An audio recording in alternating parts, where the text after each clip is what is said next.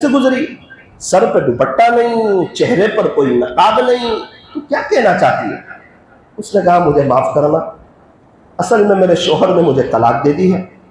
तो उसकी मोहब्बत में मैं ऐसी गमज़दा थी कि मुझे पता ही न चला कि आप नमाज़ पढ़ रहे हैं। तो मैं उसकी मोहब्बत में ऐसी गिरफ्तार थी कि मुझे पता न चला कि आप नमाज़ पढ़ रहे हैं।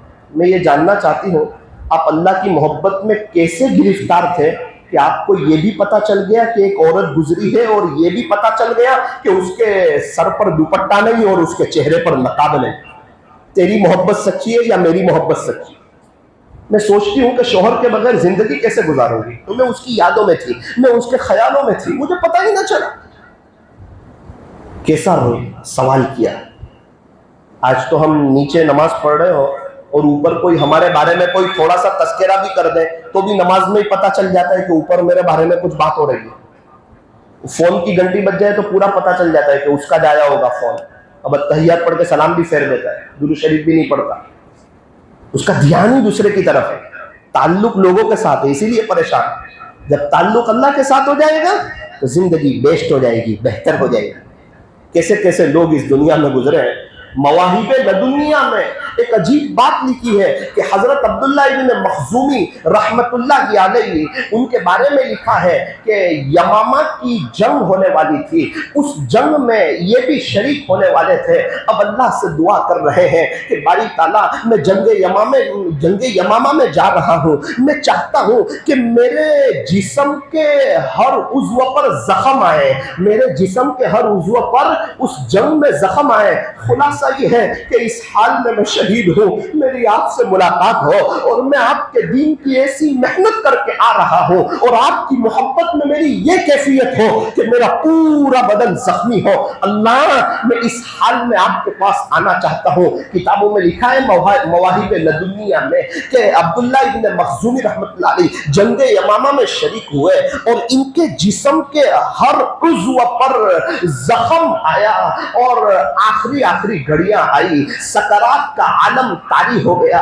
एक मुसलमान करीब हुए का हजरत आपके हर जिस्म पर जख्म है, मेरा जी चाहता है मैं आपको पानी पिला दूं, आप पानी पी लो। उन्होंने आंखें खोली और देख करके कहा, बेटा मैं रोजे से हूं और तय किया है कि अल्लाह के दीदार से मैं रोजा इफ्तार करना चाहता हूं। अल्लाह, क्या जज्बे हैं, क्या शौक है। एक जिंदगी को कैसे अल्लाह पे फिदा किया, क्या दुआएं मांगी, आखिरत बना गए। हम हैं, न दुनिया बन रही है, न घर बन रहा है, न बिजनेस में कुछ सेट हो रहा है, न आखिरत बन रही है। कोई अहमियत ही नजर नहीं आ रही है। जब तक अल्लाह ना होगा ना लाइफ में तो जिंदगी की अहमियत नहीं होगी। ये जिंदगी कटी पतंग, न घर में इज्जत, न दोस्तों में इज्जत, न बाहर इज्जत, कहीं इज्जत भी नहीं होगी, काम भी नहीं बनेंगे, कर्जों में जिंदगी गुजर जाएगी। सेठ परेशान करेगा, ये परेशान करेगा, दोस्त लोग खुश होंगे तो अम्मी अब्बू नाराज हो जाएंगे, जिंदगी तल्ख हो जाएगी। और अगर एक अल्लाह को साथ ले लिया कि अल्लाह मैं आपको नाराज नहीं करूंगा, आप मुझे बताएंगे 10-15 दिन में मौलाना खुदा ने मुझे अनमोल कर दिया, मुझे कीमती हीरा बना दिया, मेरी वैल्यू बढ़ गई। इश्क की आतिश का जब शौला उठा, अल्लाह की मोहब्बत, इश्क की आतिश का जब शौला उठा, मासिवा माशूक के सब कुछ जल गया। जब अल्लाह की मोहब्बत आई तो गैर की मोहब्बत निकल गई। ला इला तेगे ला से कत्ले गैर हक हुआ। ये ला की तलवार से अल्लाह का गैर निकल गया। तेगे ला से कत्ले गैर हक हुआ। देखिए फिर बाद इसके क्या बचा, फिर बचा अल्लाह, बाकी सब फना।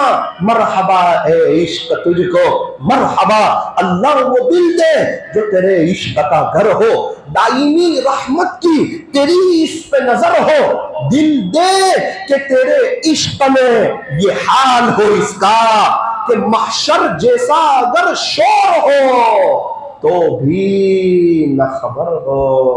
अल्लाह ताला हम तमाम को अपनी सच्ची मोहब्बत नसीब फरमाए। आज जुमा का दिन है, जुमा के दिन हमारे यहाँ से फ़कीर भी खाली हाथ नहीं जाते, अल्लाह हमें भी खाली हाथ नहीं लौटाएगा। एक जज्बे के साथ सुन्नत पढ़ो, खुतबा ध्यान से सुनो, नमाज पढ़ो, कुछ 2-4 आंसू बहा करके जाओ, ज़िंदगी चेंज करने की नीयत करके जाओ। अल्लाह मुझे आपको पूरी उम्मत को इसकी तौफीक अता फरमाए। सुन्नतें पढ़ लीजिए।